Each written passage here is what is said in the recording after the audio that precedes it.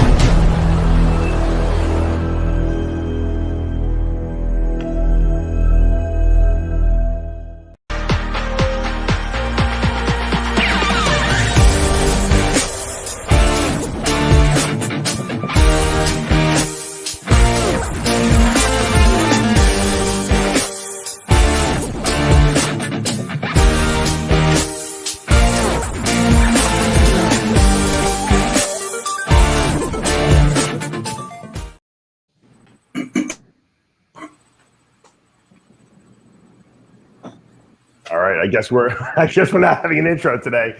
We are live here for another edition of After Hours with the Whack Pack. I'm Dave Palumbo.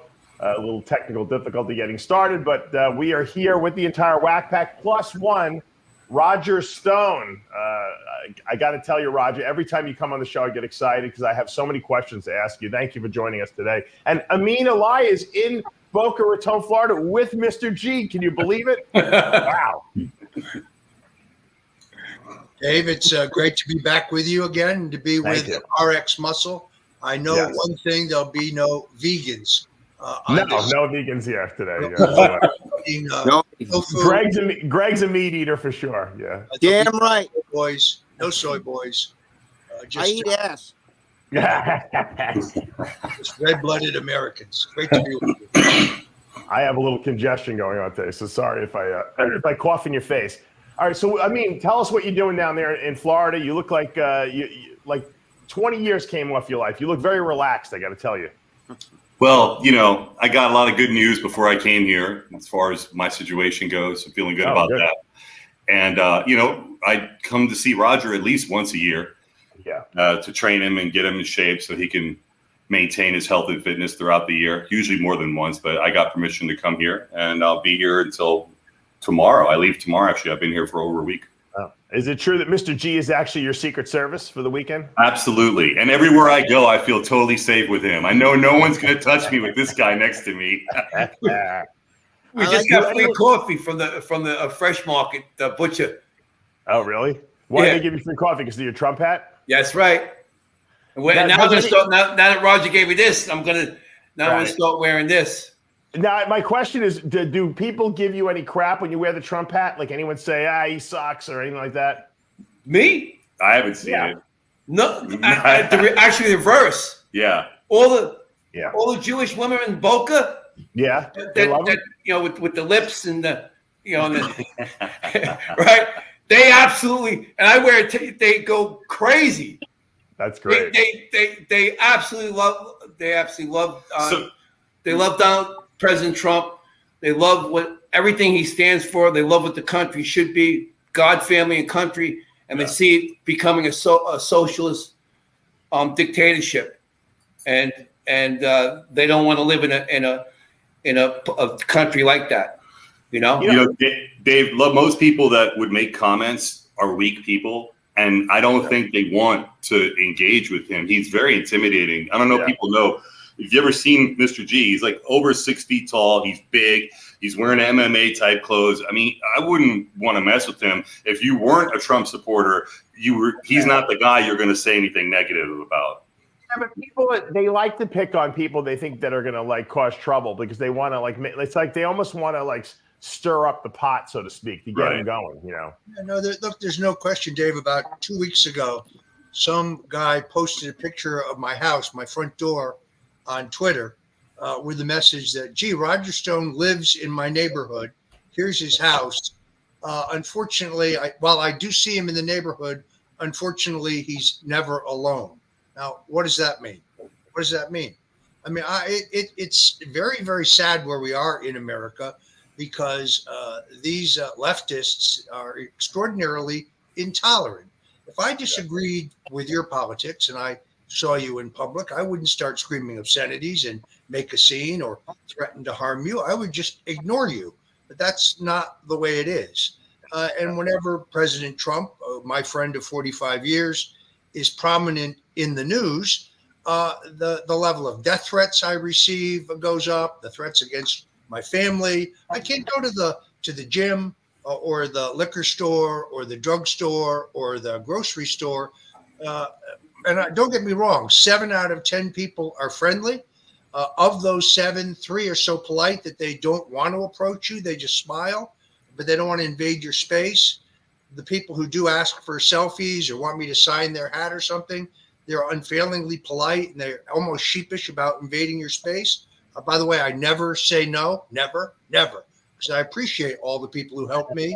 When I was targeted by the government over nothing, over nonsense, because there was no Russian collusion to lie about.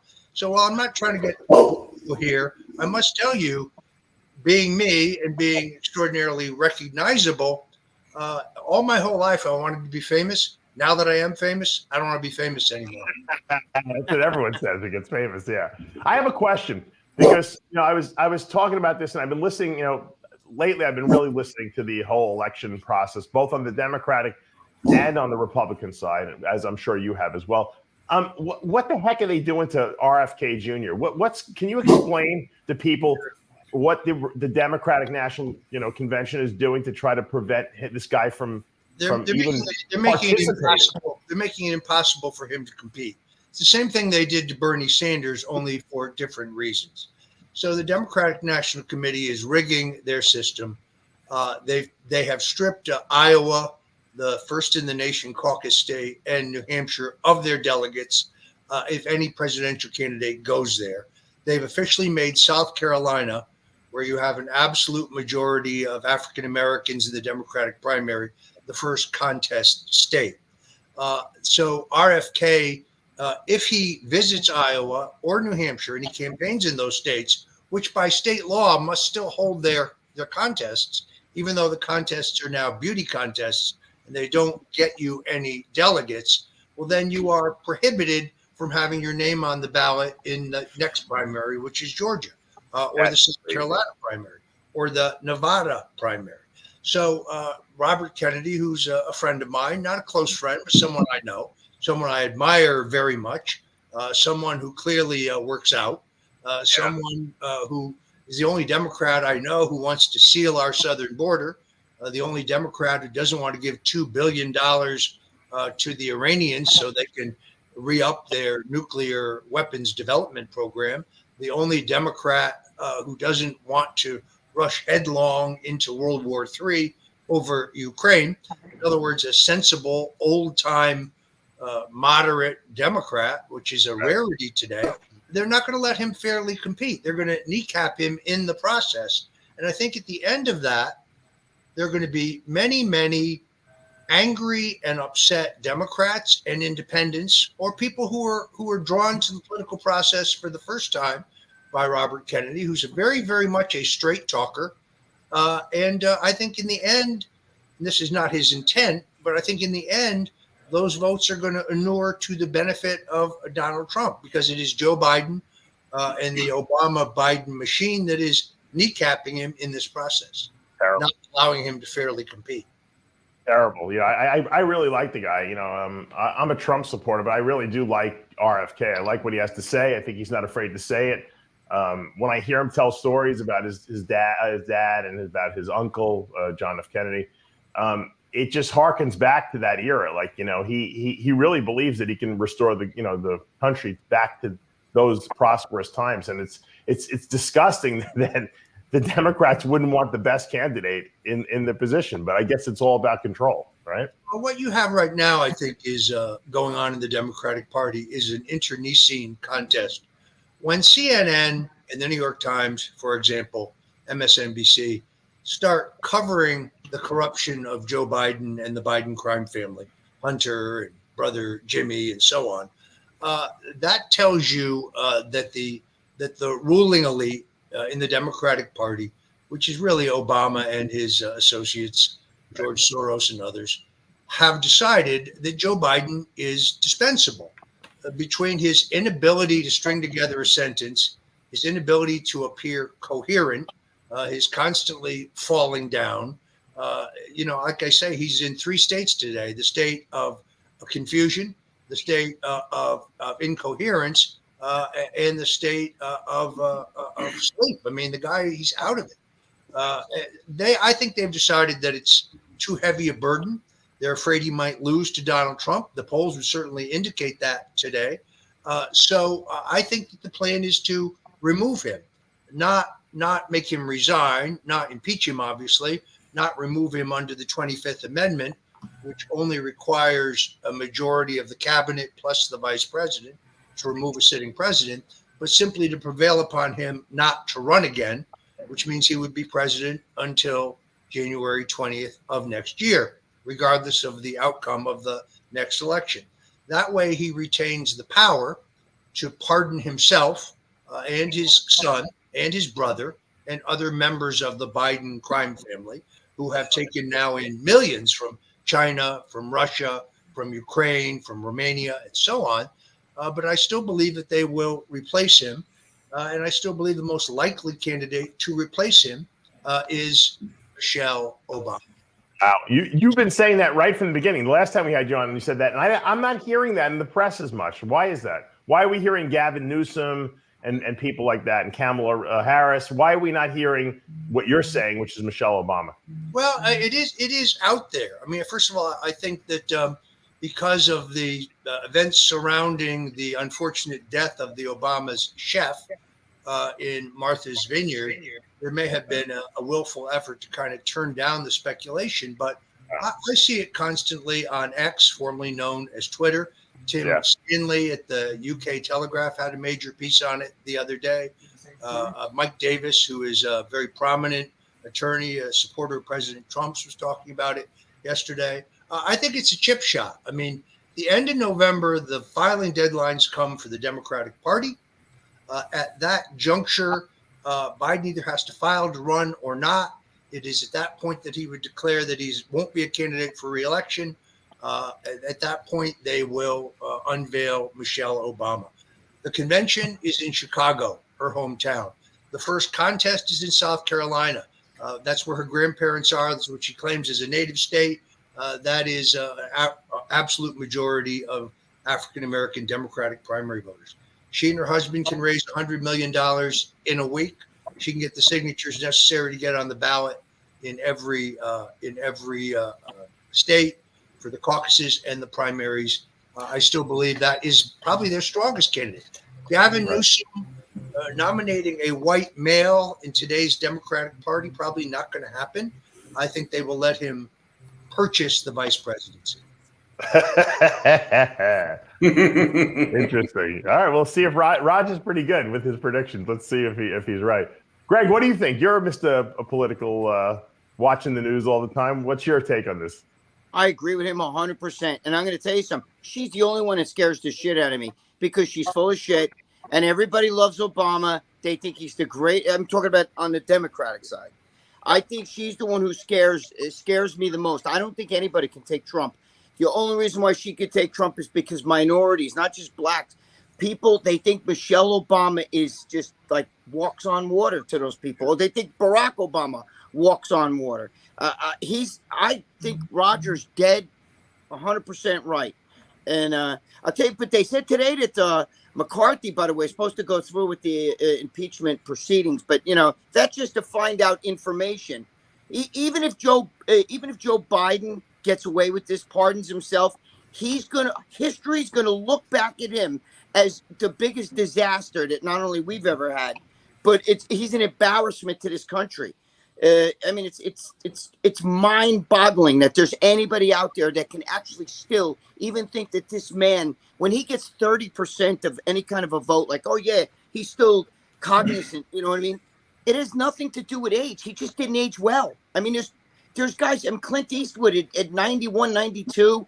What about William Shatner at 92 years old or 91, whatever he is? These guys are still, clear-headed thinking and everything. And I'm just saying he's shot. He's shot. But I just hope that the problem is the Republican Party doesn't hit back. They know that the Democrats are going to try to cheat. We got this COVID bullshit. I want to know what Roger thinks about that. The COVID shit coming back, maybe wear the mask, scare the shit out of everybody, so that they can actually really push across the Democrat and make them win, because that's what they really want to do.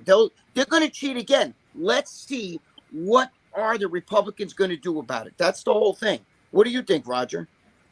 Well, first of all, I'm going to make a key point that touch on something you said, Greg. What Speaker McCarthy did today was empower an impeachment inquiry. That's more stalling. That's more hearings. That's more investigation. It's just more stalling. It took Nancy Pelosi exactly 5 days to actually vote articles of impeachment against Donald Trump based on bullshit, based on nothing whatsoever. Here we have hard evidence of extortion, bribery, money laundering, racketeering, illegal lobbying, multi-million-dollar payments from China, Russia, Ukraine, Romania, plus U.S. entities, more than sufficient evidence of epic corruption by the chief executive himself. He's lied about this repeatedly. He said he knew nothing about it. That's not true. It's time to act. Now, what people don't understand is that McCarthy made this announcement this morning because Congressman Matt Gaetz reserved time to speak at noon today, in which I believe he was going to move to vacate the chair, to remove McCarthy based on his inaction. So McCarthy has run out ahead of the mob so he can look like he's leading it. But this is still more stalling. Meanwhile, their whole strategy is to cook up through what we call lawfare, baseless charges against Donald Trump in New York, in Florida, in D.C., in Georgia. There are no crimes here. Every American has an absolute right to question the anomalies and irregularities in a federal election. Every American has a right to seek to document evidence of voter fraud. A conviction of Trump in D.C. or Georgia just for questioning the election requires a finding that he knew in his heart and his mind that he had lost and he was seeking to hold on to power anyway. I don't think that's the case. I don't really believe that was ever the case. I believe that he thinks he was cheated then. I think he believes he was cheated now. How they will prove his state of mind, I just don't see it.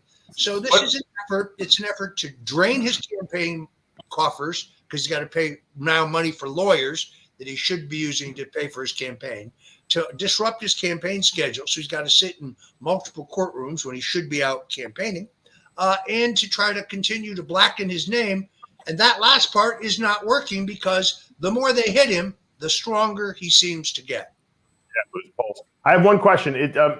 What about the allegations that Michelle Obama is actually not a female but a male? Is that rumors, Roger? I've seen no evidence of that, and I think Republicans or those who oppose the Obamas would be making a major mistake to make that a major talking point. People would not underestimate her appeal. She's viewed as non-political. She's now doing her second autobiographical book tour. She's running these voter registration drives. So while that may make a funny meme, that is not a campaign topic. And I think Republicans and anyone who doesn't want to see a return of the Obama regime, at least headed by Obama, because I think he's really running the country now, needs to not make jokes about it, but figure out how you're going to beat her in an election. And that's not the way to do it. Yeah, good. Roger, everything you just said, what's your do you still think that Trump can because I know they're going to throw the COVID at us, and I know that they're going to do everything, the whole ballot harvesting, the whole they're going to try to get do you realize can I say something else? Do you realize that what they're talking about doing? They're actually talking about taking the immigrants that are coming in Texas because they don't want him coming to New York and all this other stuff. There's talk about them possibly putting an ankle bracelet so that they can't leave that state because they want to turn Texas red, from red to blue. And I mean, they're doing everything that they can to try to get this election. I want to know, with the Michelle Obama, with all this stuff, does Roger still think that Trump's going to, I mean, I hope so. But does Roger still think that we have a chance? That can Trump get through all of this and still get the title? You understand what I'm saying? Like, can we? The answer to your question is yes. I still think he can. First of all, I think more and more Americans, I still believe we are a majority. So what we need is a free, fair, honest, and transparent election. I think we can get that. I think we were not prepared for the level of fraud and cheating last time. I think that with both lawyers and technology, we will be prepared to challenge the next elections if they're not free and fair. By the way, it's not a crime to question the elections. That's right. That's outrageous. Secondarily, I've never really seen anything like the intensity of the way Trump's support is growing. He is actually gaining among independents. He's gaining among African Americans who've experienced this abuse of the criminal justice system firsthand. And therefore, I think there's a sympathy factor. And also, many people say now you can see how we've been treated because he's being treated that way. Yes, look, he's Superman. I really think that he's stronger right now than he's ever been in the 45 years that I've known him. I mean that both physically. He's lost about 30 pounds. I traveled with him for 4 days about 3 weeks ago. And I got to tell you, the guy, he's upbeat. He's positive. He's determined.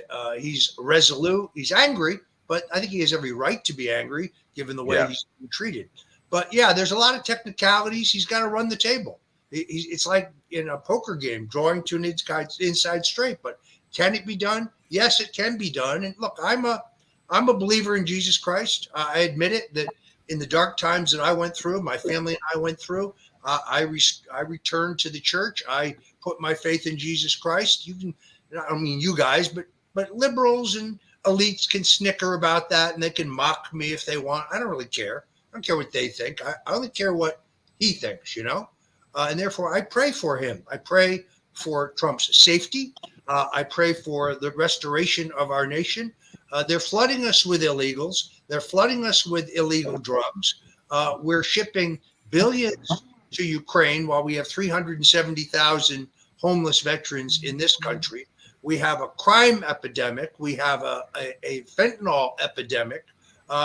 We are denying any new gas or oil drilling permits. Meanwhile, we shut down the pipelines and we stopped exploring and drilling for oil in Alaska.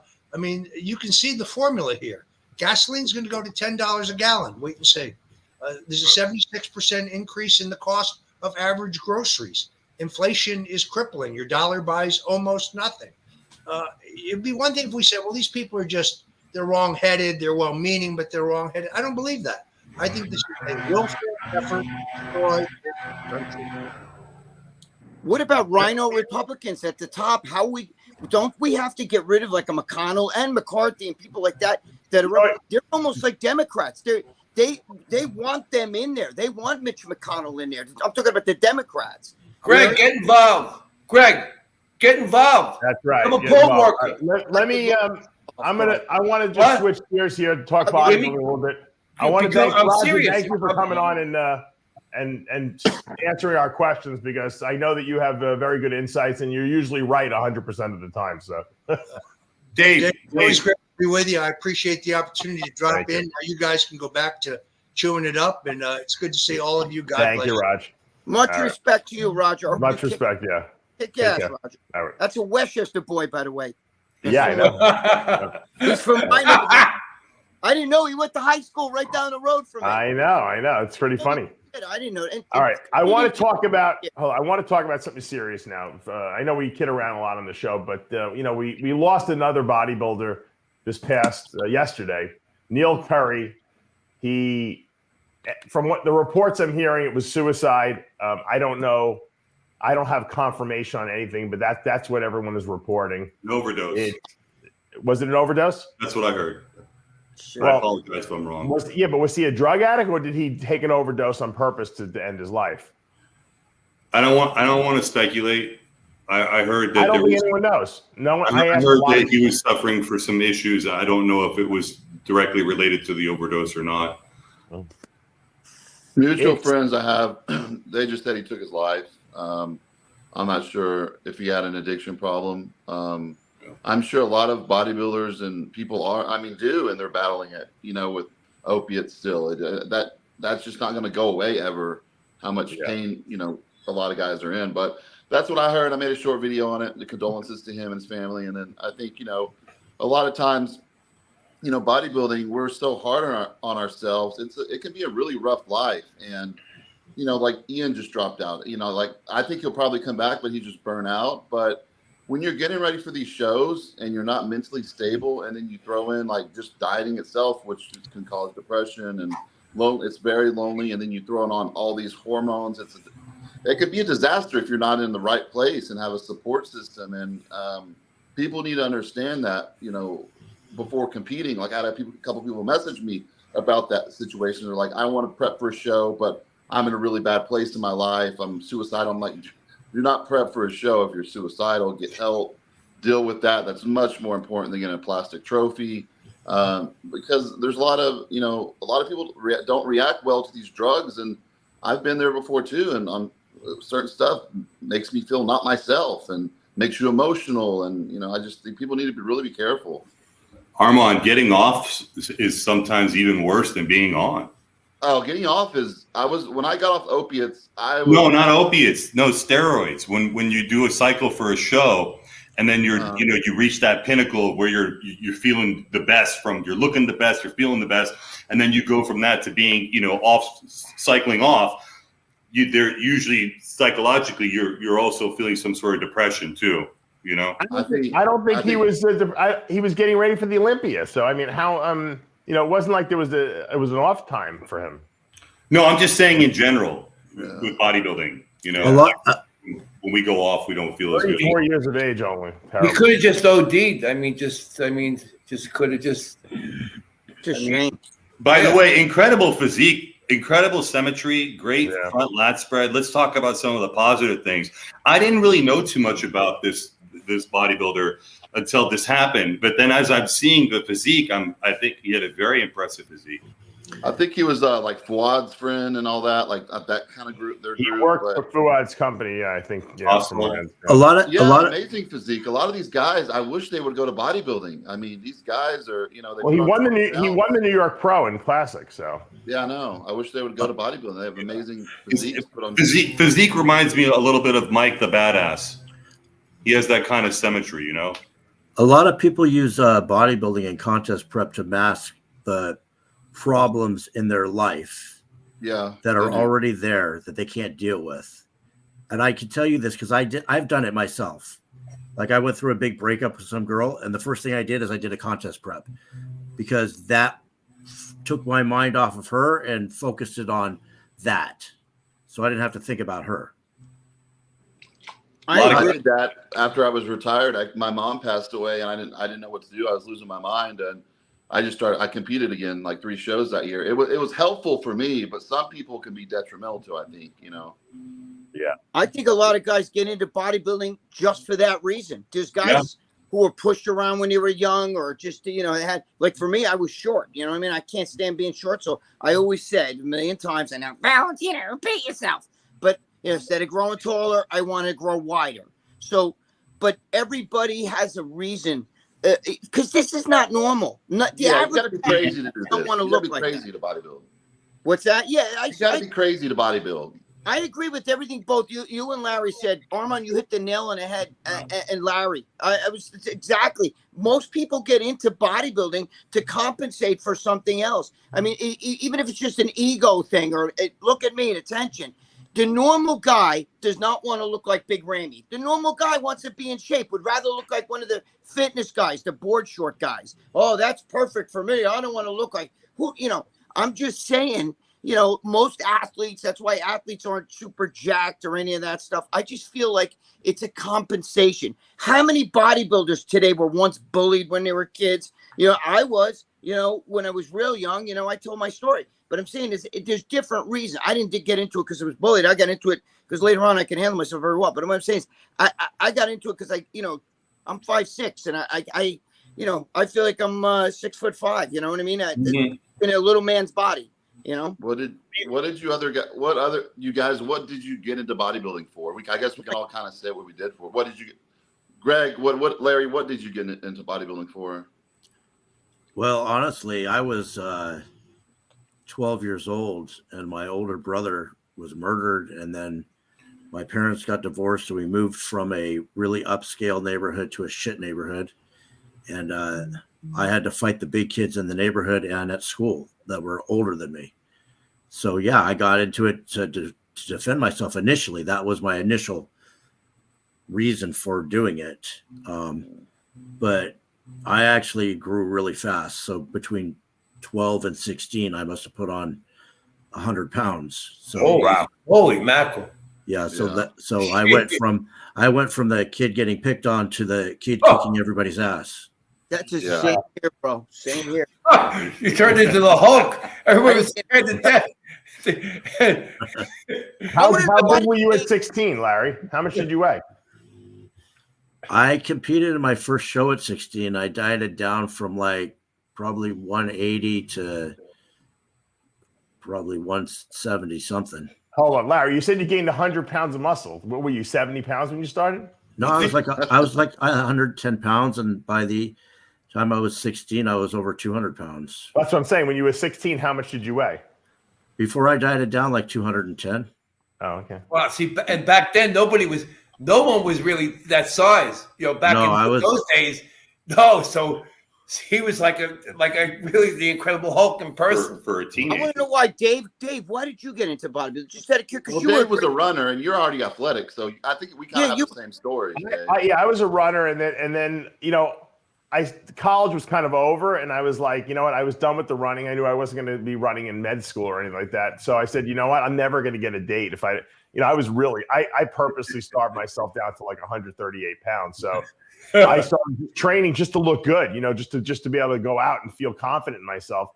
And, you know, I always liked the Rambo, Rocky look. You know, that was the look I was going for. And, you know, when you start and you see the muscle and you see the gains, you know, and I didn't even know what a steroid was back then, but I still was gaining muscle because I was eating and I was training.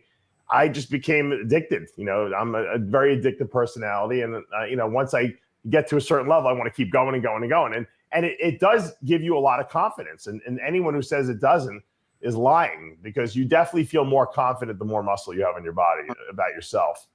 And because people view you differently, right? I mean, you know that. I mean, the big, muscular, strong guy gets viewed differently than the weakling, you know, does. And that's just society, you know, right? I mean, why didn't you stop when you looked like Rambo? Because see, you can't get enough of that shit. Because I started competing, Greg, and then I became obsessed with that. And then, you know, you do a show, you come in third place. You're like, well, I want to beat those guys. I want to go up there and win the overall. You know, I want to know what that feels like. And so you're competitive. Right. You're never happy until you retire. Then you're happy. You're like, I don't care. You know, I look great. I look good. No, but some people are never happy. You know why, Armand? They don't reach their goals. So I kind of reached my goal of being the biggest guy or whatever, and, you know, proving that I can do whatever I got to do. And so that's why I was comfortable. I think a lot of guys don't achieve their goals and they feel like there's unfinished business, and sometimes they go a little too long and then they have problems. Well, that's the Arnold stay hungry theory, right? You're never happy. Right. You know, you always want more. No matter how good you look, no matter how Arnold said, no matter how good he looked, when he looked in the mirror, he saw the flaws first. Right. Like, I need more leg, or I need more this. You know what I'm saying? You have to get better, you know? Yeah. When I was still in high school, I was already bouncing at nightclubs in Hollywood. Yeah, I was too. I was in high school. And Greg. Yeah, Greg was in strip clubs. I brought a stripper to my senior prom. Remember, when I was in high school, the drinking age was 18. So I worked 876 times we've heard that story, but that's okay. No, wait, I never heard the story before. I worked in a strip club called the Lake Lounge. Mr. G, man. And I brought a Mr. G's a shit stirrer, yeah.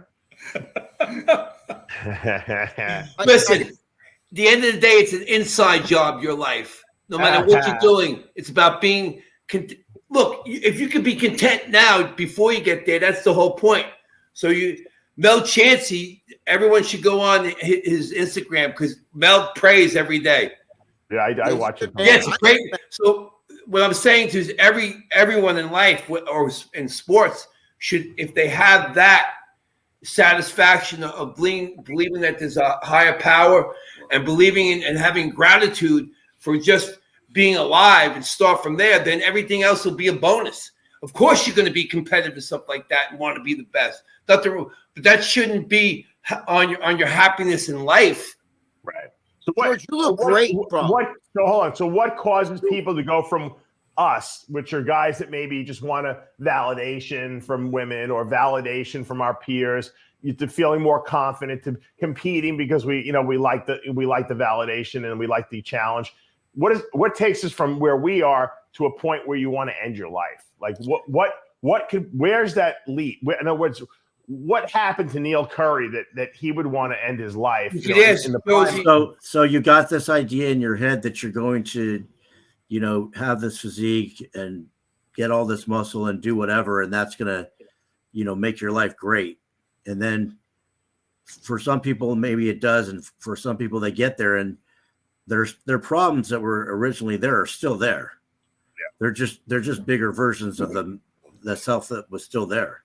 Yeah. So it doesn't erase all the problems. I think Larry just hit the fucking nail on the head, man. I think Larry just hit the nail on the head. I think that's exactly what it is. You think if I do this and I accomplish, it's how is that what Dorian said? Dorian said that's why he did it. Like he thought he was going to get rid of insecurities and all that, and they were just there. He was 300 pounds.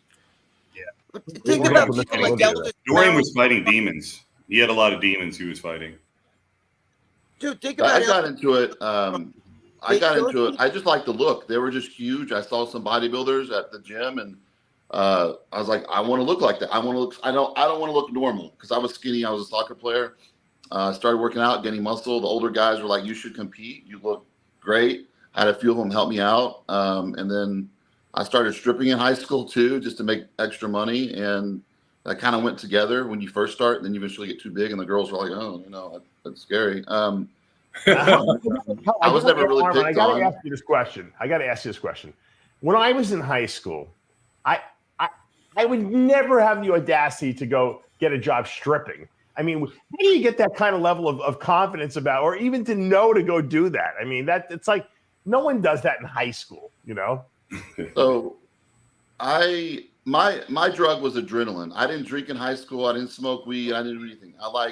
Unfortunately, I ran around with the wrong people. I was breaking into cars. I was hanging out with my brothers, my friends' brothers, which were, five Deuce Super Crips, like gang members, and I was doing some bad shit. And so, one of my friends that was older, he's like, "Hey, why don't you go to the strip club to kind of, so you get comfortable before you do bodybuilding?" And I was like, "Okay, that's fine, whatever." And so I was always good with girls, even when I was skinny. So I was 17 when I went up there. He's like, "You got to tell them you're 18. You can't dance if you're 17. I was all right. They didn't check my I did the amateur night. I won the amateur night, and they hired me. But I couldn't work because it was at high school, and you had to work every night, still living with my parents. So at 18, when I had an apartment, or Chris Jalali, which passed away, was one of my best friends, which Dave used to help and close friends with too. I used to stay over at his house a lot, and so I started this place called Stallions Open. One of the dancers opened it from LeBaire. Started doing that. That felt I didn't like the club. It was too much drugs in there, like coke, meth, all that. So started doing the private parties, which is a lot harder because you're just going in a living room with bright light, and do I have a pimple on my ass, or do I? And my confidence just grew easily, and then it grew too much, and then you just start thinking like, how much money does this girl have, or like you're not looking for a date, you're looking to like make money from women, and so it had a reverse effect. So your confidence goes through the roof when women's paying you to strip for them or hang out with them. So, and then when I got into bodybuilding, that kept me out of trouble. I was getting into because it was structured, and so if it wasn't for bodybuilding, I'd be in prison for sure. Great, Delay. And then I got all my friends stripping. Like, you know, I was like the first one, and then each one I talked into doing it. They're like, no, there's no way I could ever do that. I'm like, they were insecure. I'm like, you look, trust me, you're good looking. What were you making in high school? Like when you were 17, like how much money were you taking down? So I didn't get to officially start until I was 18. Okay. Yeah. So how much at 18? The club wasn't that much because I wasn't like a good dancer. So you got guys there doing like backflips and all that. So the better looking guys there, the real in shape ones, didn't make a lot of money there. The better performers did. But when I started doing the private parties, you would do like 3 to 4 parties a weekend. You would get like $75 a party plus tips. So it, you know, almost $1,000 a weekend. But then when you went to the gay bars, I got talked in going to gay bars like 5 years later. Oh, man. You just that's where the money was. That had to be torture. Yeah. No, it wasn't. You stand on a box and you just up there, you can flex. They played light techno music. Oh, my first night when this little Asian guy came up to me, he was just up to my quads. He's like, nice quads. I was like, oh, thank you. And I was like frozen, and he's tipping me my underwear. And I look down, there's $500 bills. And I'm like, what? Girls did they stuff money in your, did they stuff money in your G-string? Or I didn't wear G-string. I always wore like tight boxer briefs, so I never got. I'm not wearing a G-string. Look at this. Hold on, I got to zoom in on this. Hold on a second. Who? That's you? Yeah. Oh, you did it too? Yeah, this is me. This is me at Spit. This club's called Spit in Levittown. Yeah, I remember that. Yeah, this is the outfit I used to dress. That I did. I just come back from Hawaii. I'm 19 years old. I was living in actually that town of Lahaina. 19 there? Yeah, I was. So you stripped at a young age. You look like you're 35 in that picture. Look at the Freddie. Look at the Freddie Mercury mustache. That's exactly what I was gonna say. Mustache for a 19-year-old. I used to dress up as Tarzan in Lahaina, the town of Lahaina, Maui, sell mangoes to tourists. The town that got burned down. Yeah, I lived in that town. I can tell you, so yeah. I used to dress up as Rambo and stuff. I did like 6 months of dancing. Oh my God! So you did it too? Okay, so you know. Yeah, I didn't. Yeah, I did it. You made no money though, Armand, like you did. No, you took it to the next level. Yeah, but the I'm sure when you started dancing for the gay guys, they probably paid 100 times more. Oh, it was, and then that's where you get into the muscle worship, and then got kind of like that's where the hold on, take us down this road for the viewers. Well, I mean, no, you opened Pandora's box. Now let's go there. No, I don't deny it.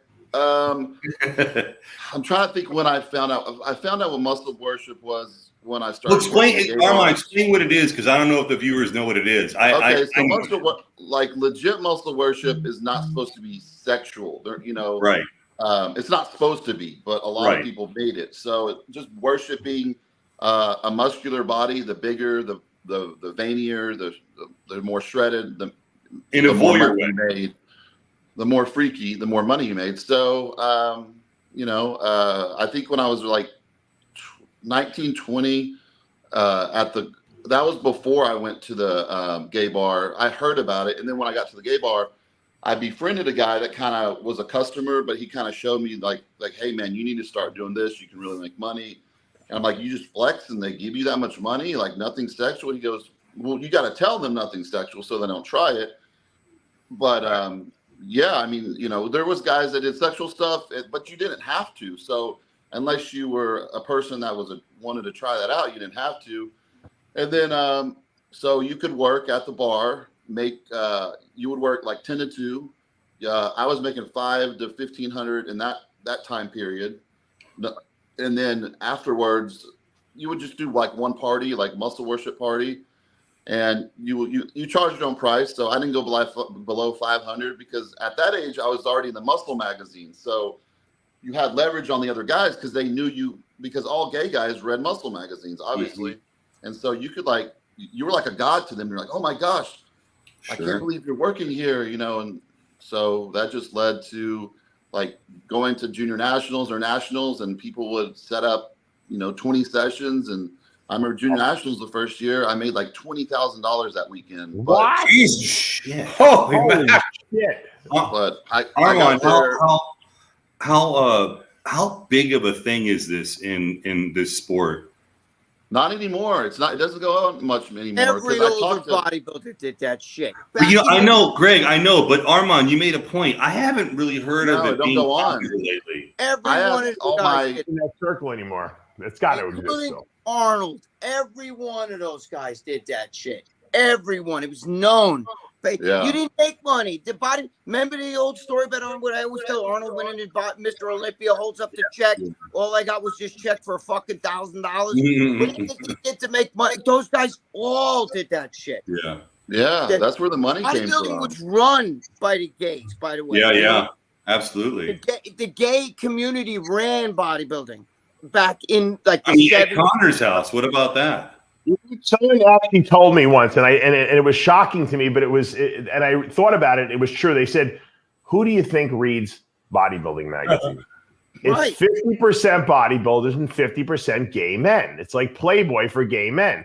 And I didn't think about it, but I they think were teenage kids, teenage boys like teenage men. Gay guys don't want to look at Playgirl magazine. That's like those guys are not in shape. Yeah, but Playgirl, 80% of the subscriptions for Playgirl. I had a friend that worked for that magazine. And all the gay guys bought it, yeah. 80% of the subscriptions were gay men. Of course, but I'm just saying most guys will buy a bodybuilding magazine before they're going to buy any. So that's why magazine sales were so high, because you had two populations of people buying the magazines. It wasn't just bodybuilding. Back in the 40s and 50s, there was a magazine. I forgot what it was called. It was dedicated to all teen boys that were built. Because oh, really? Oh, my God. The bodybuilding was super run by the gays for a long time. Yeah. For the longest time. Do you think that OnlyFans has kind of taken it away from where the whole social media thing has made it so that guys can make money doing that shit now. You don't have to do anything. Let me ask you guys a question. Why do you think that these OnlyFans pages still make money when people can go to like these YouPorn and all these sites and watch all the porn they want for free? Because they have a person they start you have a favorite bodybuilder, so they're focused on that favorite bodybuilder. Like a gay guy, they would have a favorite bodybuilder. So it's just like OnlyFans. You see a picture of this girl, and just something about that girl. You're just like, oh my gosh! And if you want to talk to her, she's not going to go on dates. She's OnlyFans, so you got to subscribe to her OnlyFans. And these girls are not going to go date people. You got to go if you want to start talking to them. You got to pay for their OnlyFans, and then people have that fantasy. And plus, it's not in person, so that's why if you go to strip clubs now, the talent's way down, and they're all doing OnlyFans. And then the muscle worship turned over into OnlyFans because I have a couple of bodybuilder friends. And the sex cam industry too, right, Armand? The sex cam industry kind of turned to OnlyFans also, right? Webcam. Yeah. And then when bikini came to the bodybuilding shows, that ran a lot of the gay men off. Just that they weren't as comfortable being there, and that's what they told me. So, but I was never even comfortable with gay guys. I grew up in a very strict Christian home, and I didn't know anything about them, and I was like scared of them. And then I met some really good friends that kind of steered me in the right direction, so I didn't get lost. And I was taking it in every hole possible, like a lot of people got into. When I was living with Mike Menser, I didn't even know you lived with Mike Menser. This is news to me. He was my roommate for a year when I trained with him. Wow, I didn't know that. Yeah, from when I was 19 years old. You got to tell us Menser stories then. Come on. Wow. I've told him, but anyways, was Ray with him too? You've never told us any Mensa stories on this show. No, never. Talked about Mensa living with Mensa before. He said stuff. I knew that. Yeah, so I lived with him for a year. And he was my training partner. And actually, he's the one that invited me to move in with him. But then after I moved in with him, I was paying all the bills because he didn't have any money. But anyways, he used to have me drive the out-of-town bodybuilders like Edward Kowak and Barry DeMay to their photo shoots. And I would just drive them because I had a car. And anyways, I would not just the photo shoots, I'd drive them to the gym, drive them all around LA, wherever they wanted to go. So I go to the photo shoots and Weeder would always be there. And he'd be like, let me put on the oil. And he'd be like rubbing them all up. And he'd always look at me and goes, "Why are you always here? Why are you always here?" I'm like, I was just a kid. I'm like, I don't know. I drive. I guess he didn't like the way I was looking at him while he was like rubbing them all up, putting on the oil. You look very intimidating. You look like you might be like a bodyguard or something like that, you know? No, I was like a kid, but I was a big kid. Yeah. But, right. Yeah, Mike, so we had a guy named Lacey Rich, who was the manager of the apartment building we lived in. And I guess he was a gay guy. So we got like cheap rent, but he had bodybuilders coming in and out of his place all the time. And then one time Mike disappeared for like 3 days. His girlfriend was calling me. We didn't know where he was. We thought something happened to him. And then he calls me one day and says, can you come pick me up? So I go to this big house in Beverly Hills. It's like a big mansion. And I go up the stairway inside this big place. And this little Richard Simmons looking dude is there.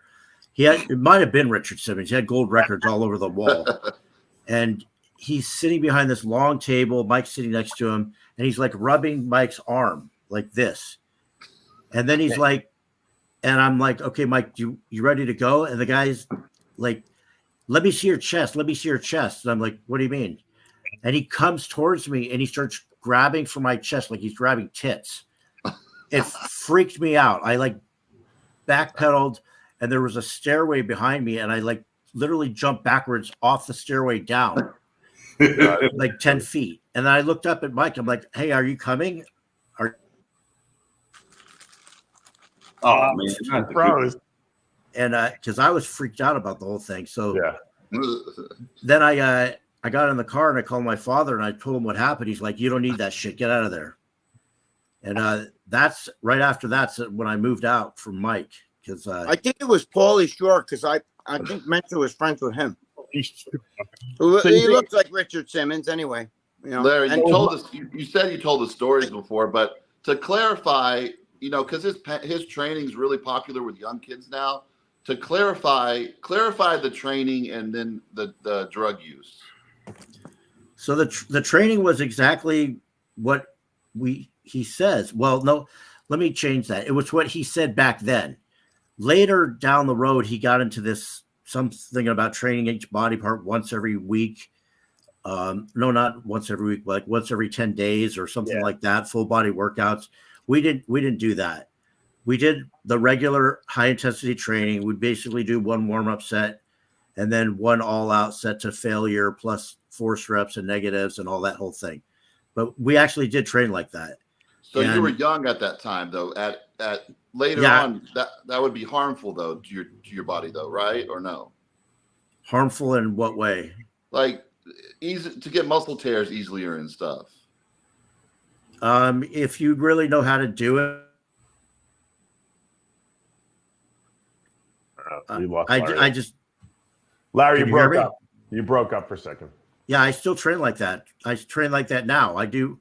He just did maybe more volume, Armand. Yeah, Mike. I just did. Yeah.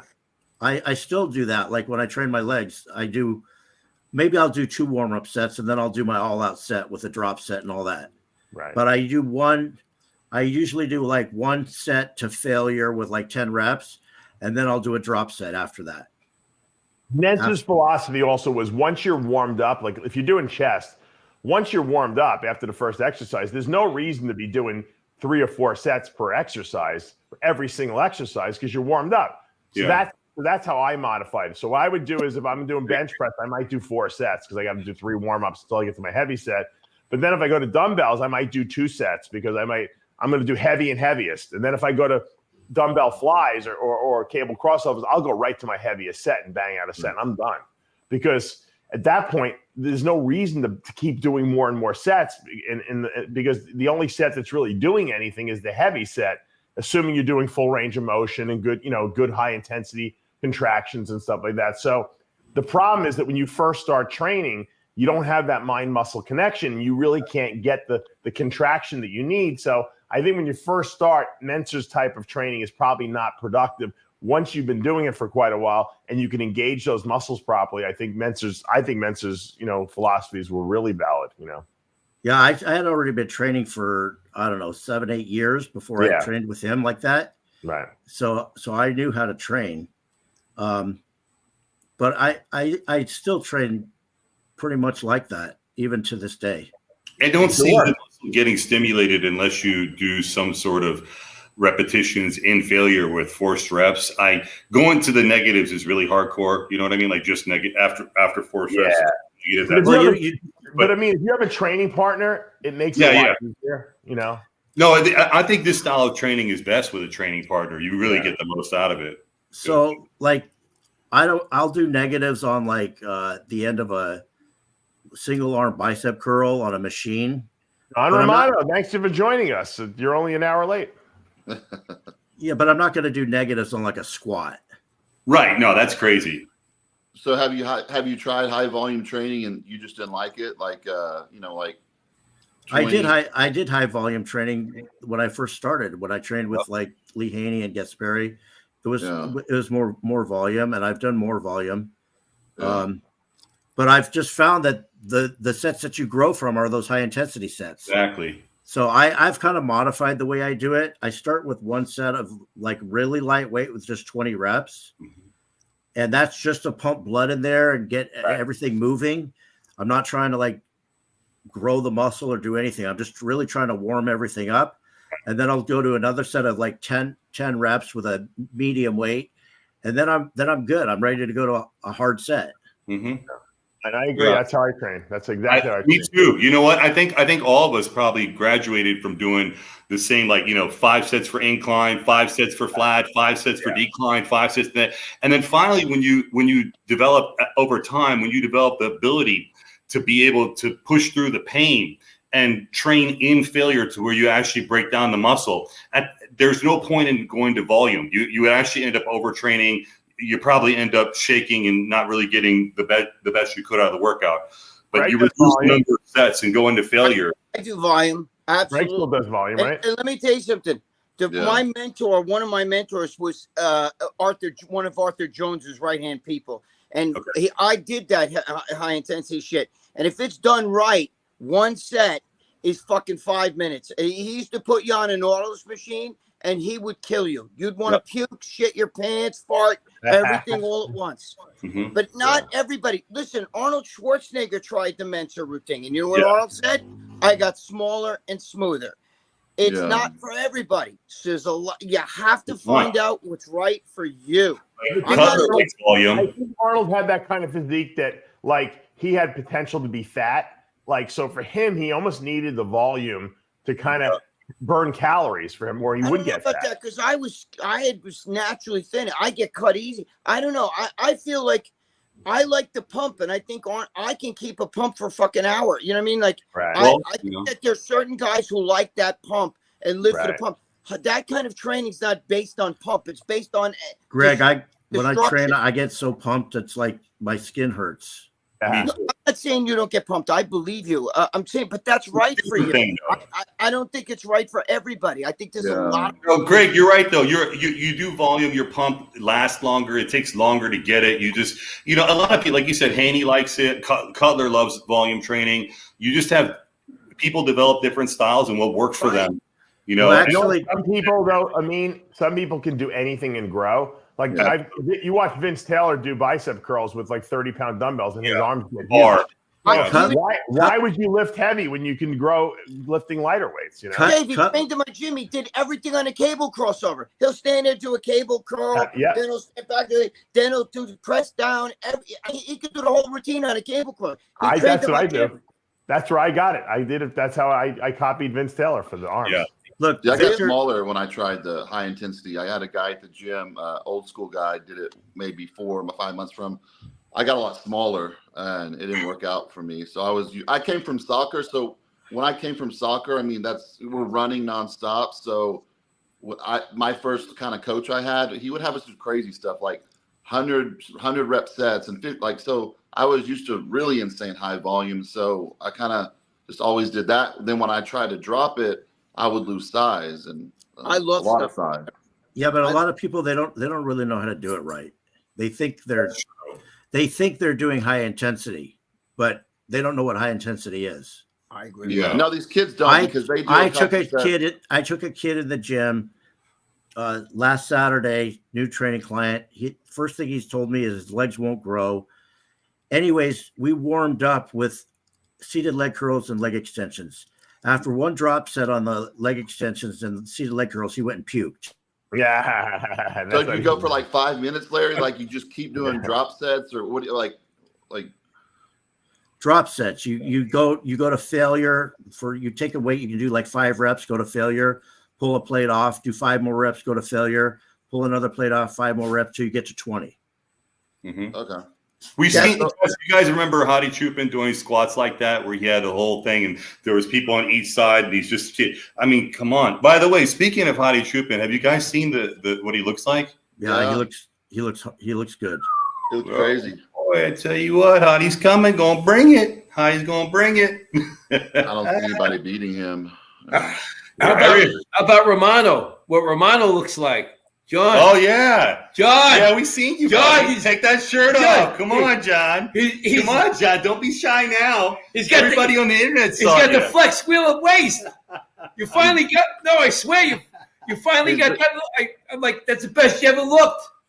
He's been doing the watermelon diet, right? Yeah, he's getting his protein from the watermelon. Yeah. John, your volume's off. Your volume's off. You're mute. How about that? Is that good? Can you hear me? Yeah. Now, John, you look. I'm getting tired just looking at you. What's going on over there? You getting jet lagged? No, I just came out back from my ruck workout, and I got caught in the rain. So that really sucked. What country did you just come back from? Was it Portugal? Peru. Sorry. Peru. Yeah, Portugal is 6 months ago. Right. But yeah, Peru. Did you get to see any of the ruins? Machu Picchu we went to, yeah. Machu Picchu, yeah. Do you watch our Rips and Ranch show we did yesterday? I don't know if it's up yet. We talked about we discussed the whole trip on the pictures and everything. Yeah. Do you see any? Well, John, we were talking about Neil Curry, who at least that's the reports say he committed suicide, but we're not really sure. He passed away at 34 years of age. I don't know if you've been following the story. And we were trying to speculate as to what would cause a person, to go that next step and end their life, because, especially when you're on top of the world, at least theoretically, he won the New York Pro. He's a very popular bodybuilder. He's got social media. I mean, what causes a person to go from what is perceived as a great life to, wanting to end their life? It just goes to show you how shallow the exterior is. Yeah. Because I mean, the reason people kill themselves predominantly is because the pain that they're feeling is so great that the only respite they can find is in death. So, and I've been through this with, a person who ultimately did kill themselves. So I kind of know, firsthand from the first couple of attempts what psychologically was behind that. And you can look at someone on the outside. I mean, take von Mulger. I mean, you look Callum von Mulger. I mean, the guy is. You look at him on the outside and you say, "Fuck, this guy's got everything." I mean, just look at him. But that look only goes that deep, I mean, obviously there's way more turmoil and crises going on the inside than there is on the outside, and he just hides it well. So, all of these people, think, I mean, look at Robin Williams. Everybody thought, why would he kill himself? He's the funniest guy in the world. He's got to be always happy. But, you don't know what's on the inside. So it's tough to speculate, man. But, you got to understand bodybuilding, and it's in and of itself is a haven for people with self-esteem issues, for image issues, for all kinds of, like Jay Cutler said a long time ago, in order to be a good bodybuilder, you have to have a screw loose. Yeah, we said that earlier. That's what I was saying earlier. You got to be crazy. Yeah. So I mean, that's what I hate speculating, especially in the light of death, when there's family members easily agitated and whatnot. I just prefer to not do that. Well, there's a guy on Instagram that actually did try to do it, but then from that point turned his life around. The guy Joe. I don't know if I'm saying this right. Josie Swole. Joey Swole. Yeah, he has an Instagram where he talks about how, I just saw his last post. He talks about how he contacted a friend, and the friend said he was too tired to come see him, and then he actually tried, I guess whatever, he took a bunch of pills and thought he wouldn't wake up, and he actually woke up. And from that point on, he decided to dedicate his life to getting himself better and helping others. When you do pills, I mean, I think I know his story because he told it before. He was addicted to opiates like hydrocodone, so he was already addicted. So when he took them, he knew he was going to wake up because, like, if you're taking 10, 20, whatever hydrocodones a day, and then you take 25 or 30, you're probably going to be okay. So I don't think he was really trying to, Well, I'm just going by what I read, what he said. He said, when people do attempts. My point was of how he was feeling. We were talking about when Dave was saying, what was somebody feeling to make them want to do that? And he's someone who actually was feeling that, and actually, if he's by what he's saying is true, I got to go by that. Is what he was feeling at that point, where this guy had everything in his life. He had family, kids. Right, well, Mr. G, think about our friend Larry, who he jumped off the Verrazano Bridge and he lived, and he had another chance at life, and he even came on our TV show, and I know him since nursery school. Lived around the corner from me. This kid, he was a great bodybuilder, by the way, in high school. He just never really pursued it, and I thought he was fine, and then when you're chronically depressed, it goes in waves, So the jump was so exhilarating for him, and it was like the fact that he lived. He was riding a high for about a year or so after that, and then all of a sudden, you go back to your regular life, and the depression kicked in again on him because he was chronically depressed, and he started doing Xanax, and and next thing you know, he OD'd and passed. You should post a picture of the Verrazano Bridge for those That's insane. How many people survived? I mean, this is not a bridge. This is a fucking tower. I mean, he got a second chance, and he didn't. It's fucking 4 miles long. Yeah, it's like what, 800 feet high or something. At the height, it's like it's really high at the height. Paying the toll will kill you for that bridge. Yeah, paying the fucking toll is like fucking $20 now.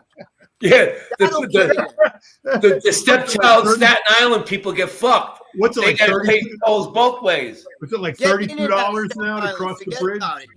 Yeah, probably. Yeah, the toll on that fucking thing is it's crazy. The Verrazano's was $16 when everything else was a quarter. You know what I mean? It was. I remember used to have it was expensive.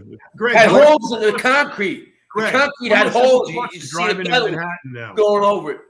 I see tractor trailers going right along the edge. Greg, how much does it cost to drive into Manhattan now?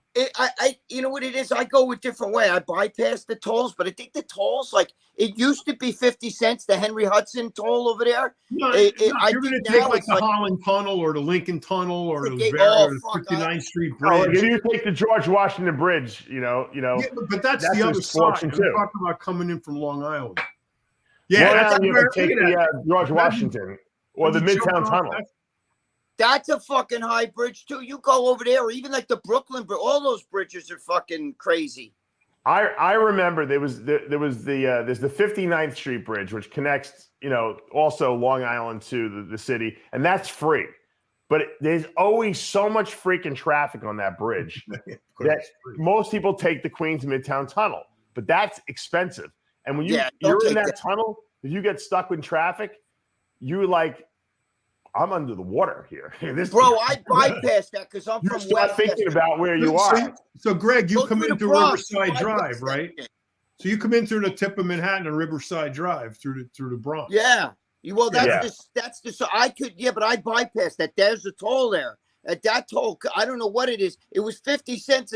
Maybe there's a free part. I remember because I used to live in Westchester. There's a free way to get in there, right? Yeah, there is. Right at the end of Manhattan. You know what you do? You're right, John. You go over it. You go 87 to Deegan. You get off on the GW Bridge, and then the first exit is the Henry Hudson Parkway. You go down there. You can avoid the GW bridge. You don't go on the. You don't go all the way around. You go on the bridge, and on the bridge ramp, there's a fucking the first exit is the Henry Hudson. You jump off there, you bypass the toll. That's the way I do it. Yep. Yeah, Exactly. that's how you got to go. But if you go anywhere else, forget about it. And oddly, there's not that much traffic there when you when that's you a cross. sneaky thing. Nobody It is. knows that shit. I've been doing that. All right. Forget about it. So we got to do a little skit here because a couple of viewers contacted Sid and they said that they felt that Larry sounds like Vincent Price from the Thriller video. so I sent Larry the lyrics of what Vincent Price says in the beginning of Thriller, and I'm going to have him read it. Okay, and then Sid is going to add the music in for our Instagram reel. So here you go. Just do the first paragraph at least, Larry. Can you do it? All right. Darkness falls across the land. The midnight hour is close at hand. Creatures crawl in search of blood. Oh my God, with the connection again. Whosoever stalls. Larry, you got to start again. You gotta do it slower, dude. Okay. Yeah, read it slower. The connection. You gotta be like the creatures crawl. You know, get into it. Armand, that's how you know. Who wants to give him a little creatures some acting crawl lessons here? Whatever. Yeah, say it like you mean it. Yeah. Like Armand. Like you want to kill someone, Larry? You fucked my wife. And whatever. slow down with it. Pause All right. between the lines. All right, I'll do it again. Yeah. Darkness falls across the land. The midnight hour is close at hand. Creatures crawl in search of blood to terrorize y'all's neighborhood. And whosoever shall be found without a soul for getting down must stand and face the hounds of hell and rotten side of the corpses of shell. The foulest stretch is in the air, the funk of the 40,000 years. The grisly ghouls from every tomb are closing in to seal your doom. And though you shall fight to stay alive, your blood starts to shiver. No mere mortal can resist the evil of the Thriller. Didn't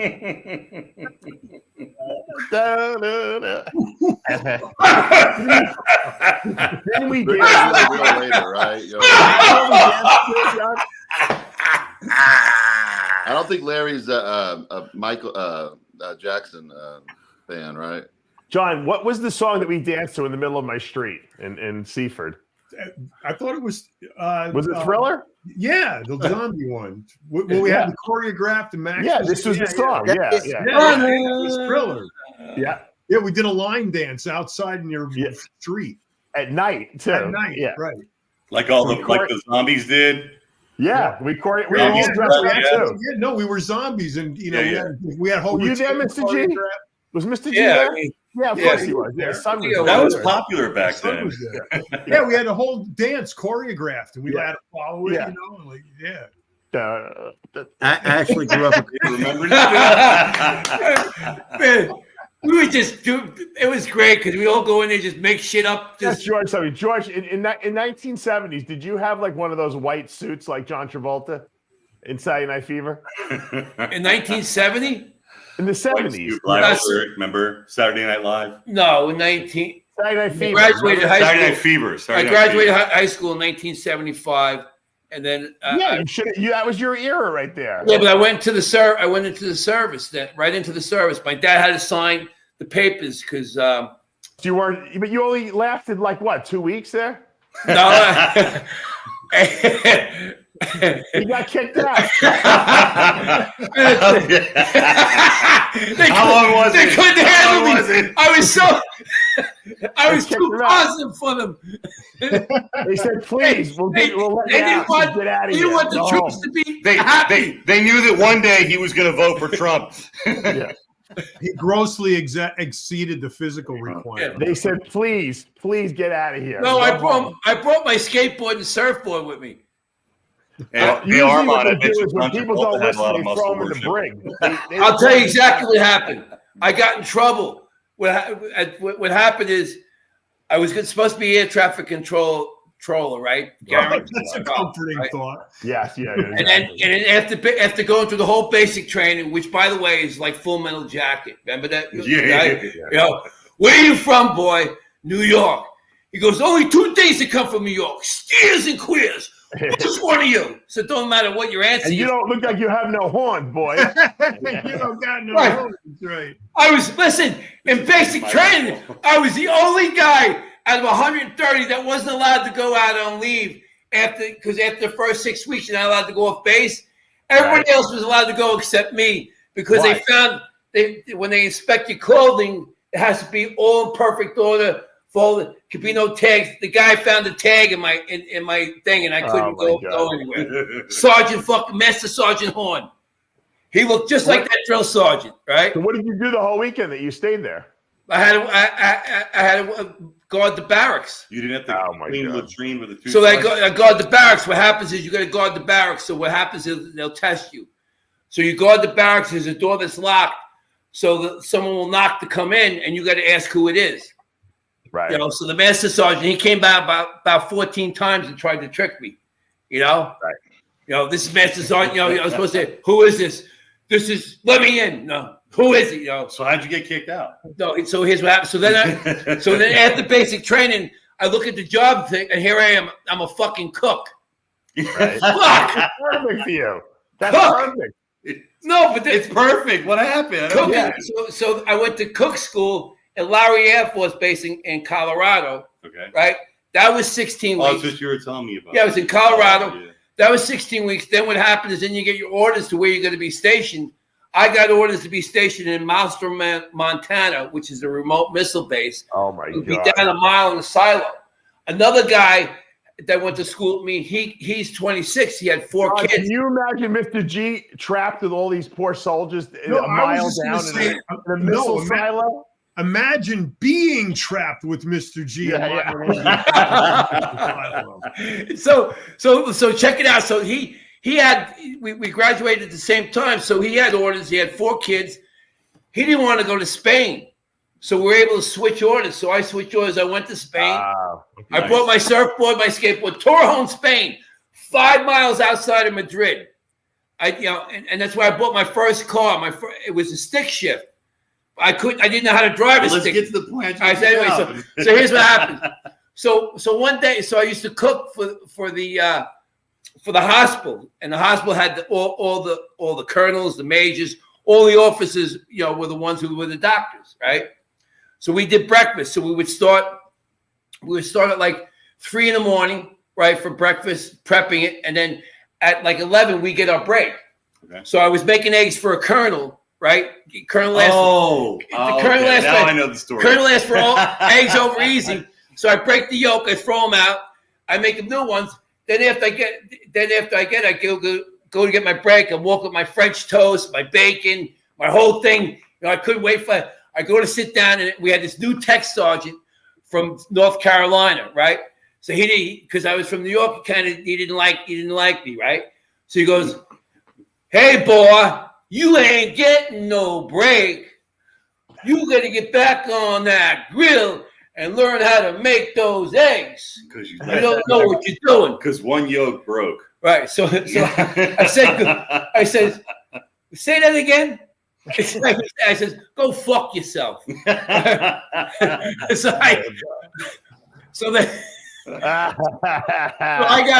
So he got in trouble for giving me an order he's giving me a fucked up order. This guy get you killed. This is an order. He's stupid, right? He's demoralized. So I went to the first sergeant. So the first sergeant is somebody in the military that deals with all sorts of family stuff. So the first sergeant asked me, "Do you want to? Do you like being here?"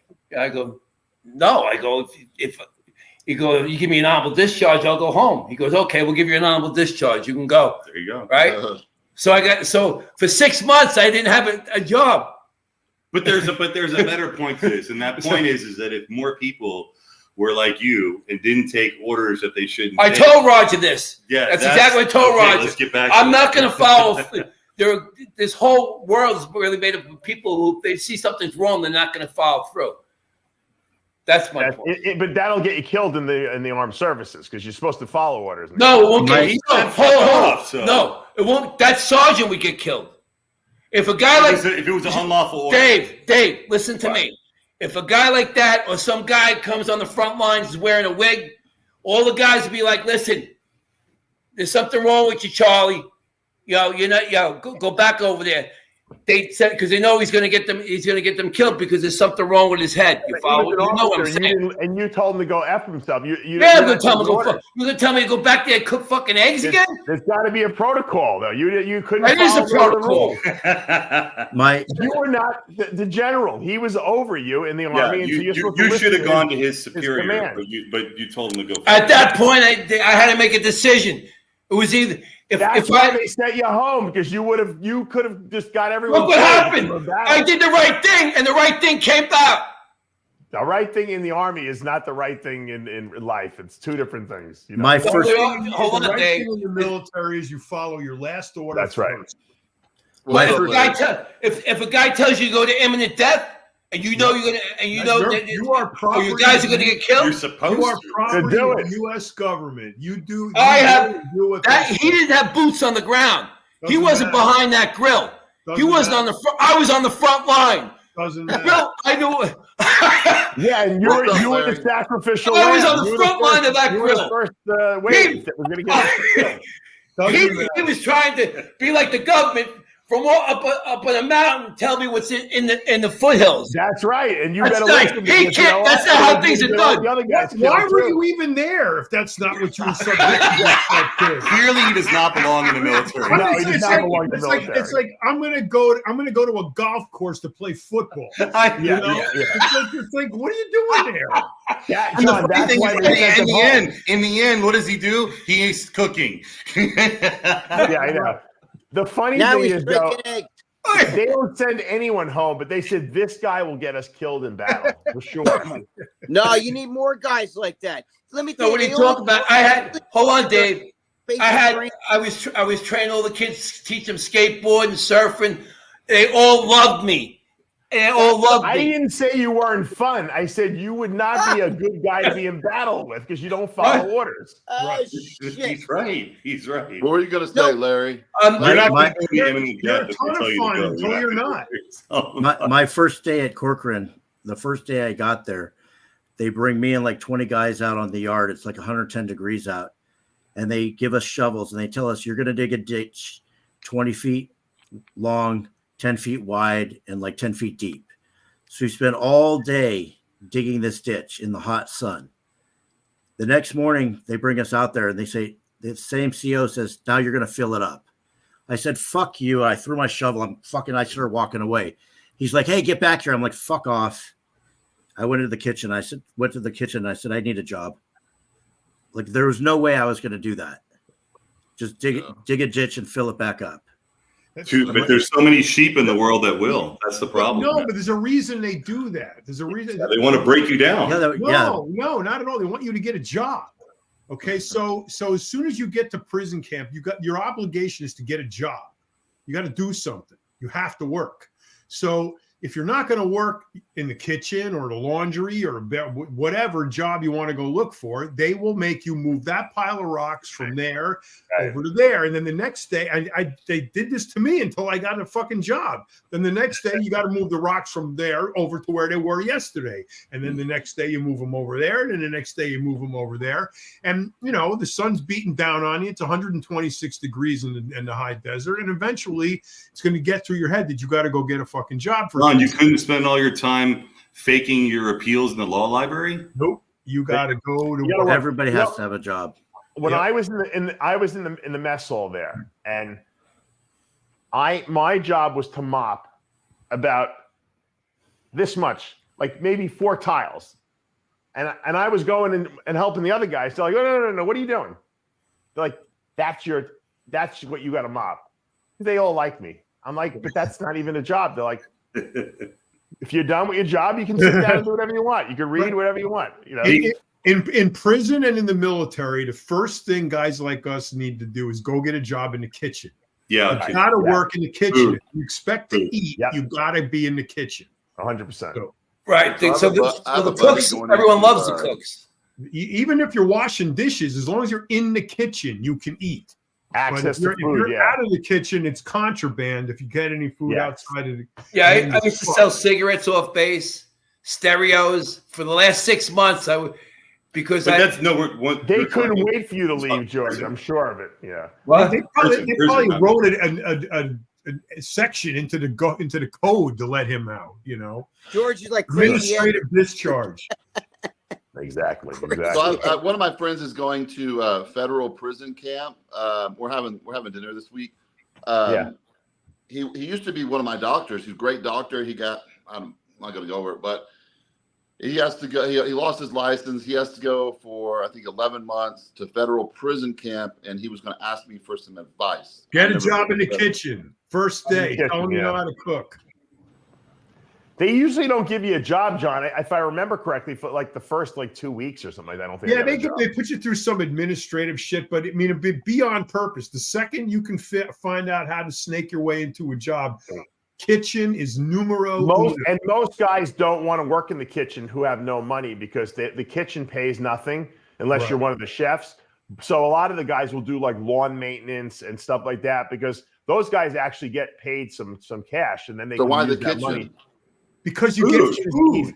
Kitchen's the easiest too. Plus, you have access to food. But I mean, literally, commissary. In a commissary, camp, you're gonna get pecan sandies and fucking ramen. You're not gonna get anything. No, I know the kitchen's way better. You have access to eggs. In a prison camp, they have like a salad bar every day. I ate there. They have rice, beans, salads, vegetables. We had a nuts pasta on there. Dude, that's fucking disgusting. Where I was, ain't no cutting, no gray. You're in a room and you're in a. Because Greg, he was in the feds.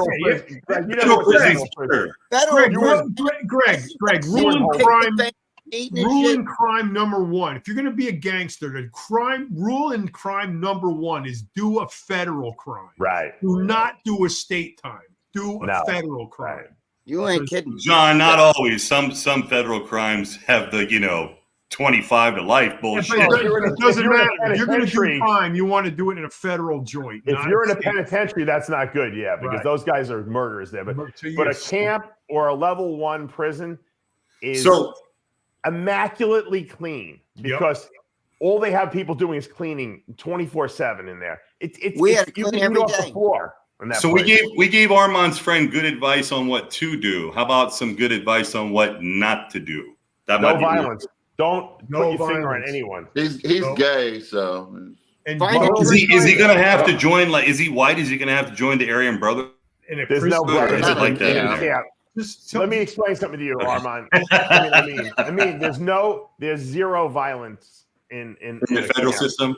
No, if you cut yourself shaving, you better report it because they're going to think you got in a fight. They're going to kick you out of there. Okay. Being in camp is a total privilege. Did you have a key to your door? No, there's no locks. No, there's no doors. It was like a dorm room, a big open dorm room everyone was in. There's no locks anywhere. You can walk right off to camp. Yeah. There's no. How about do no crime? No crime. You can't. You won't. They'll ship you out. They'll ship you behind a wall. The first thing you. No, I'm saying don't you think don't go in the first place? I go pray to God, exercise, raise a fig. I mean, that's what I'm saying. You don't have to do a crime. People go to jail all the time for. Georgie, nobody goes to prison because they want to. No, of course not. And everyone in prison, especially in the federal system, they're all innocent. Everyone's innocent. Everyone got railroaded or screwed over or whatever the case may be. I'll fit right in then. I was the only guy telling everybody I'm an asshole. Don't ask anyone why they're there. If they want to tell you, they'll tell you. Oh yeah, that's bad. You never ask anyone. Don't rat anybody out. Don't reach over anyone's food. These guys have a space. If you invade their space, a lot of these guys lose their minds. So the manosphere. Yes. It's your manosphere. That's a very good point. I forgot all about that. Do not invade their space. Stay ready. My way to do it was what they call programming. I always was doing something. I either was at work, at school, working out. So I never had time to get involved with the bullshit going on. I just stayed busy all the time. So literally from the moment I got up in the morning, I'd go to work, then I'd go work out, then I'd go to school, and then it was time to go to sleep, and I'd repeat the next day. And that way I could avoid most of the people. Yeah, and you got to stay on a bodybuilding like schedule. That's right. All. Yeah, I just stayed to myself. There was years where I intentionally didn't make eye contact with people. Like there were certain people I'd talk to, but when I'd walk across the prison yard, I would just like look straight ahead, and I Harry, wouldn't you're make still eye like that. contact. I got news for you. Yeah. I didn't want to get involved in the bullshit. Right. You know, I didn't watch TV at all the whole time I was there. I went to movie night, but I never watched TV. TV was like in your little dorm areas, they would have a TV and you had to buy these headsets to wear, and everyone was fighting over what channel they were going to put on at all times. Right. I never even, not 1 minute of TV did I watch while I was there. I would read. I read. guys Yeah, are I read like 2 novels a week. I was in fucking lockdown. John, where were you? And Dave, where were you? I was in Morgantown, West Virginia. Jesus. West Virginia. Okay, that's a camp. Yeah. And where were you, John? First 9 months I was in MDC in downtown LA, and then the rest of it I was out in Boron. The LA time was just till you were transferred to the that first, because I couldn't make bail. It froze all my money, so I had to wait till my plea deal was over. So I pled guilty in LA. It was about 9 months, and then I spent a year in that's the worst.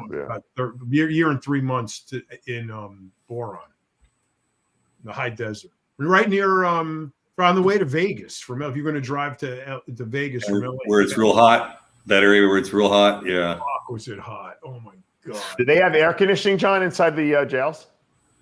I think they did. Not in the dorms. No. Yeah, no, they did. They did. Oh, they had to. Yeah. We had a pool. We had a fucking swimming pool.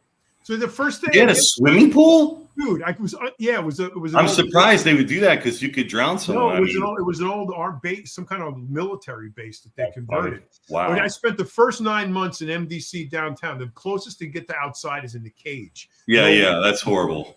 It was my hair fell out. I mean, it was. I was pasty. No. So I go from that, and that's level 6 too. They treat you like murderers, right? Because they're all segregated the same. Right. Then I get in a bus. I'm in this van for like 19 hours driving. Chained up around your waist with the black box. Yeah. Then we go through the gate. We're climbing up to the administration building. I look out. There's a bunch of guys laying out by the pool eating watermelon, and I'm like, fucking A, let me out. You know, it's just like paradise. You probably thought it was an oasis at first. I'm telling you, guys that were laying out there, they had a boom box, they were eating watermelon, and it was like, oh my god. It was and here you are with no vitamin D for how many weeks now? Yeah, exactly. Right. So which like is the better? Levels like camp when you were young, then, right? What was that? So like the lowest level of federal camp is like camp when you were younger, like pretty much. The girls, Armand. Yeah. It's camp without the girls, right? Although for your friend, it might be like camp with the girls because he's a gay. He'll be in heaven. He'll be in heaven, laying out by the pool, and you know. It would be like Blackman going to jail, John. Was West Virginia like that, Dave? Did you guys have ice cream? Just curious. Ice cream for what? I don't know, like at the Chow Hall. You had a salad bar. That's pretty they had. I never ate ice cream, but they had it every day. They had it really? Ate it every day. Yeah. Wow. Yeah. That's we had this guy who was in the administrative. He's a convict, but he worked in the administrative part of the kitchen. This guy had connections and worked his ass off. We had the best fucking food. It was insane. We were always having, steak and really? No, we had very little protein. Then the holidays, like Thanksgiving, we had this giant spread with turkeys and ham and all kinds of shit. And then all the holidays, we had amazing meals. It was incredible. How much time did you do afterward on paper before you killed your number? It was supposed to be 5 years, but I think they kicked me off about after 2. Well, that's not bad. I remember that one of the COs, and I were kind of friendly. We still talk to this day now, but they had a CO's like mess hall or cafeteria. Right. He took me in there. They had burgers they would have. I hadn't had a burger in like months, because they never served those. And he gave me a burger on a bun. It was like a filet mignon. I couldn't believe how good it tasted in my mouth. I was like, holy shit. He said, don't tell anyone, and I mean, that's the degree. The food is not that good there. I was living on tuna packets, basically, I would bring tuna packets with me to meal hall because the meal hall had plenty of carbs. You can get added protein, yeah. Like that, but the protein was scarce. They gave you very small portions of protein. So and this is when I was still into eating a lot of food. So I just always had a tuna packet in my pocket, and I would just open it up, and it was the disgusting, the chunk white tuna. And I would just mix it into all my food and just eat it, just to get my protein in. Well, then all jails should be like that, Dave. I think they are. No, I think you can. I think all jails you can order tuna. Right? No, I'm saying tuna mackerel. what I'm saying is that all the federal prison model, they all because the other ones have violent. The other state ones you go are so violent, even though with the crime minimum level though. No, but I'm making that. To me, you're not look. Don't we want to rehab these people in there that because eventually they're going to come out? No. Yes, That's the question: does incarceration actually is a form of rehabilitation, or is it just a waste? I think it is. I think it is for some people. I think for other people, it's not. They go right back out. Wrong. It's been proven that it's not. It's absolutely not. No, I wouldn't say it, John. I think a lot of like white collar crimes people are like, I'm never coming back here again. But that's not an active role in non-recidivism. What you're looking for is rehabilitation. Rehabilitation is an active process of programming. That's what I mean. And they don't do that. So that's what I'm saying. I went through unless you do the drug program, John. I went through the federal prison system. I was in it for 2 years, and I never heard one time anything about rehabilitation. Hold on, let me say something. When I was a kid in state, they had college, and you had the option to go, and anybody could go. And I would say out of 3,000 people on that prison yard, there was like 20 of us actually went to college, and I got almost my whole degree going to college there. When I was in feds at TI, they had all different types of trade classes, plumbing class, contractor class. I took all of those. So there is stuff if people want to do it. Right. Well, that's the whole thing, Larry, is that they don't make you do it. So well, they can't make you do anything because but in terms of the term rehabilitation means that they are going to take an active role in rehabilitating you, which they don't do. They offer you options. They offer you can do this program, that program, learn it. They offer you all of that shit, but there's no counselor that takes you under their wing, proposes a program, and actively strives to rehabilitate you so that when your prison sentence is over, you can walk out into the community and be equipped to not have to rely on committing crimes to exist. Right. So you can go get a job. That is what rehabilitation is, and that's what the prison system does not. Well, but John, you're talking about apples and oranges, man. But at the same time, John, once you have a conviction, it's difficult to get the right type of job. As you know, it's difficult to rent an apartment if you have getting out. Bullshit. To do a lot of things. Bullshit. All bullshit. All bullshit. These guys all did it. Look, bullshit, Larry. All these guys, Dave, total Larry, bullshit. They all did it. Well, that's what they told me when I was a kid. The convicts there would say, "Oh, when you get out, no one's going to hire you." I had a job lined up at an accounting firm before I even got out, and as soon as I got out, I got 3 other jobs within like 1 month. Yeah, same with me. If you want to work, people will hire you. Nowadays, it might be harder because everyone Googles everything, and a lot of times that can hurt you. If they can still Google it. It doesn't. It stays with you for life. I've never had a problem getting anything. You never had a real job though, just like I never had a real job. So well, you created it. I was never able to rent apartments. I always had to get someone on co-sign. Yeah, hold on, Armand. This is true, right? If you have a felony conviction within the past 10 years, I think it's in Colorado, you cannot rent an apartment. You can't. You got to do it under someone else's name. And if you get caught, then they get a eviction on their record just for helping you. Why? All the illegals do. Yeah, I don't know how they do it, but I'm saying if you give your social security number and you have a felony within 10 years in Colorado. If you have a job, it's the landlord. If I'm the landlord, I'm not going to. That's different. You're private. Yeah. You're private, but I'm talking like if you're renting. So being convicted of a felony in Colorado means that you're going to be eternally homeless. What's that? You just got to find someone to rent from.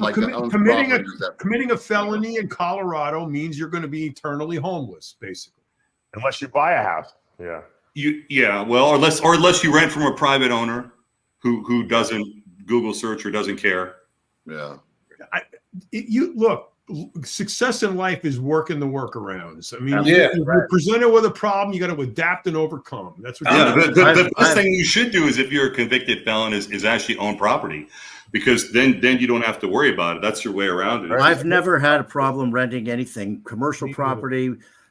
You're in California. I think it's different everywhere. I don't know if it's the same in every state. I don't know, but I've never. I'm in Dallas, and I've never been able to rent an apartment. I started looking at the nice ones. Oh, really? And I don't live in an apartment now. I have my own house now, but no, I know. You know what? If you walked in there in a suit and tie with nice shoes on and you look like a business person, they wouldn't even ask you. Right, but if you walk in there looking like a thug, they're probably going to want to know like where you came from. They're going to ask you, where does your money? If you walk in looking like a bodybuilder. Yeah. Well, you walk in with a wife beater.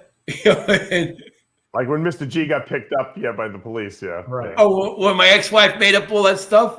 Yeah. my brother's praying. Oh God, please don't let him be wearing a tank top. Please God, please God, please God. And I go out with a wife beater. If I'm in with a wife with spaghetti sauce stains on it too. If I know you, George. What? Probably had spaghetti sauce stains on the wife beater too. Like the time I went for the commercial for Skittles as Hulk Hogan, I almost got and the girl told me to strip, and my underwear had ketchup stains on it and stuff. Your mother tells you, always wear clean underwear in case you get in an accident. Yeah. The girl tells me to strip, right? Which now I think about, it's kind of, why am I stripping? You got ketchup on your for on the internet, and I almost got the job. It was between me and another guy. The ketchup stains killed him. I had my own Skittles commercial that I came up with myself. I dressed as Hulk Hogan, so when I was walking, everyone thought I was Hulk. That would have been that would have been great if you would have got that. Oh man, because I would have got residuals every time it was on. I know. But now Skittles went to the other rainbow. Well, exactly. I'm losing my voice now, so I got to wrap this up. Let me say one thing real quick. By and joining us today. I want to thank Roger Stone for giving us all those brilliant political insights in the beginning of the show, and prayers out to the family of Neil Currey. Terrible loss to our industry. For now, I'm Dave Palumbo, John Romano. Dave, let me say one thing. Larry, see you next week. Real quick. Okay. Last week, there were some people that had questions about like the things that I said. If you go to Larry Pollock, Uncensored, all the documents are up there. You can read them yourself. I explained everything. Letter from Rick Collins. Read it yourself and then see what you have to say. If you have questions, I'll answer questions. You're talking about the people who were saying what you said about Rich Piana. That, and here's my entire sentencing. They say it's all there. I show it all. All right. Awesome. That's great. Fucking Larry. No bullshit, Larry, baby. I think Larry was the MVP of today's show. What do you think? He's a real fucking whack packer. Larry's the GOAT. That's why he's still here. The GOAT. The GOAT. He's one of us. He's one of us. The other guys were fakes.